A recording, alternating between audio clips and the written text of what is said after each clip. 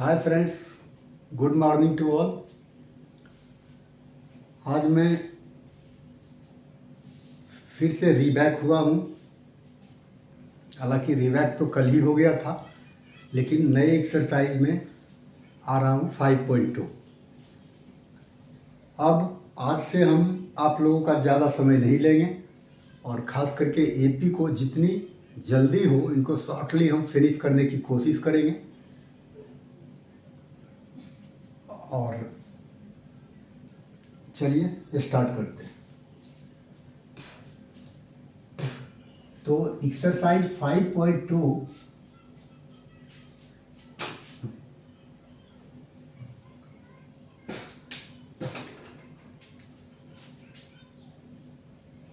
Exercise 5.2 का first question आप लोग देखिए।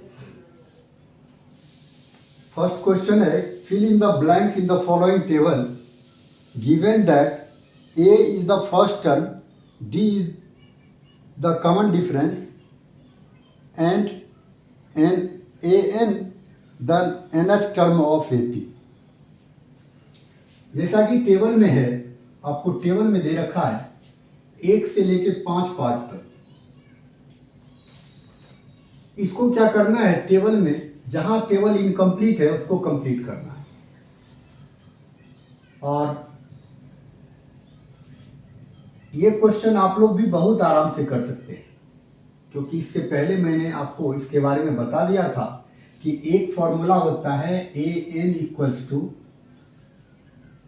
A plus N-1 into D।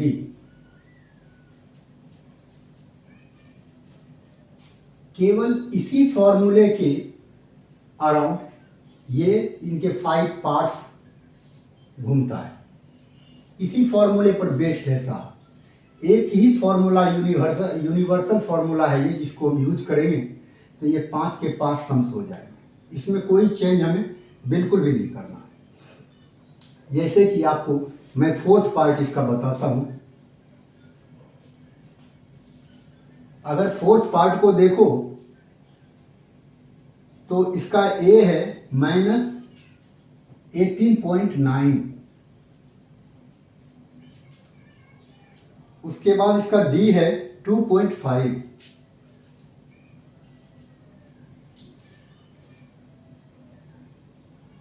After then N equals to I think 10, N equals to 10, no 10, you have to find out N and AN equals to 3.6।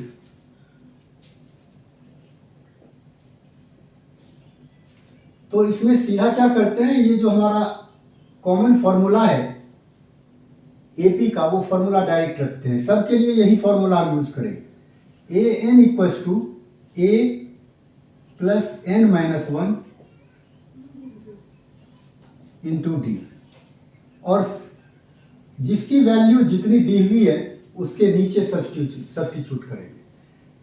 AN का है 3.6, तो यहाँ आप 3.6 रख सकते हैं। A की वैल्यू -18.9 है, वो यहाँ पुट कर सकते हैं। प्लस N की वैल्यू फाइंड आउट करनी है, तो N ही रहेगा, और D के जगह पे हम 2.5 रखते हैं। 3.6 को अपने उनके नीचे में प्लेस कर दीजिए। अब यहां देखने वाली बात यह है कि 2.5 को 1 से भी मल्टीप्लाई होगा और इसको N से भी होगा, तभी जाकर के ब्रैकेट रिमूव होगा।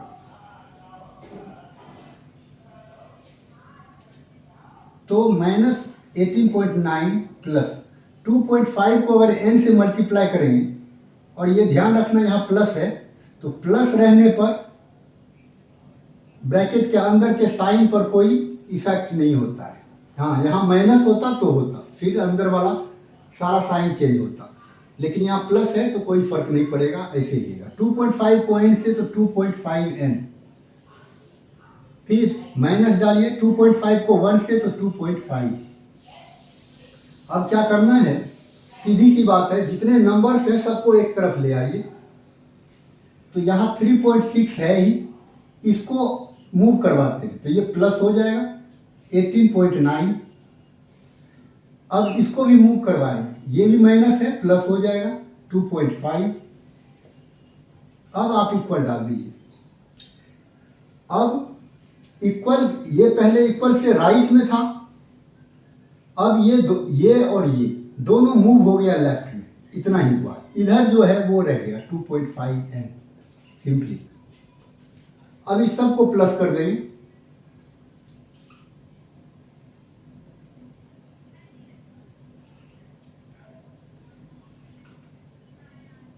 ये हो गया आपको 25.0 इक्वल्स टू 2.5n। अब सिंपली n अगर निकालेंगे तो इसके बीच में मल्टीप्लाई है, तो 2.5 इधर डिवाइड में आ जाएगा, 25.0 बाय 2.5। अब पॉइंट के बाद एक डिजिट यहाँ भी है, पॉइंट के बाद एक डिजिट यहाँ भी, खत्म। अब ये 25 से ये कट गया 10 और फाइनली हो गया n इक्वल्स टू 10। हमारा n का ही कॉलम खाली था, वो n निकल गया। तो जैसे फॉर्मूला है, फॉर्मूला को ऐसे ही हम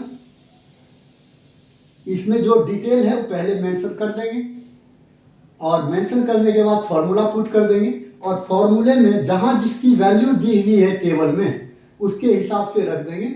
जो बच जाएगा आपका, जिसकी वैल्यू नहीं दी रहेगी वो निकल जाएगा इसी तरीके से। तो ये आपका इस तरीके से इनके सारे सम्स हो जाएंगे आपका। अब चलिए क्वेश्चन नंबर 2 पे हम आते हैं।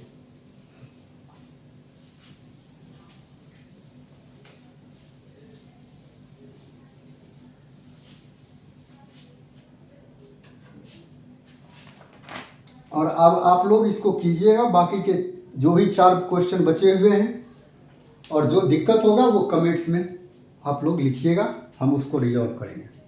नेक्स्ट सेकेंड क्वेश्चन है, choose the correct choices in the following and justify.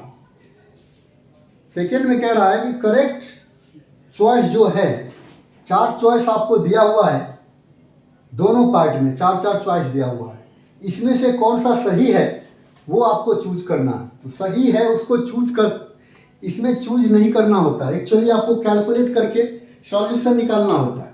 तो कैलकुलेट करके सॉल्यूशन निकाल लीजिए और सॉल्यूशन से जो ऑप्शन मैच करे वही आपका करेक्ट ऑप्शन होगा। तो चलिए चलते हैं सेकेंड में। सेकेंड का फर्स्ट पार्ट है,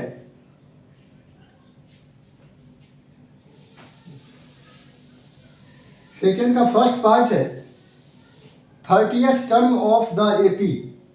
एक एपी दिया हुआ है,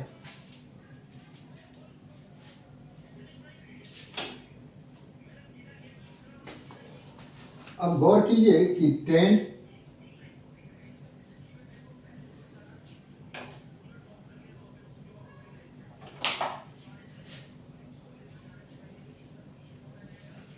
सॉरी दोस्तों, नेक्स्ट क्लास में हम सेकेंड क्वेश्चन करेंगे। आज मेरा मार्कर जवाब दे रहा। Thanks to all.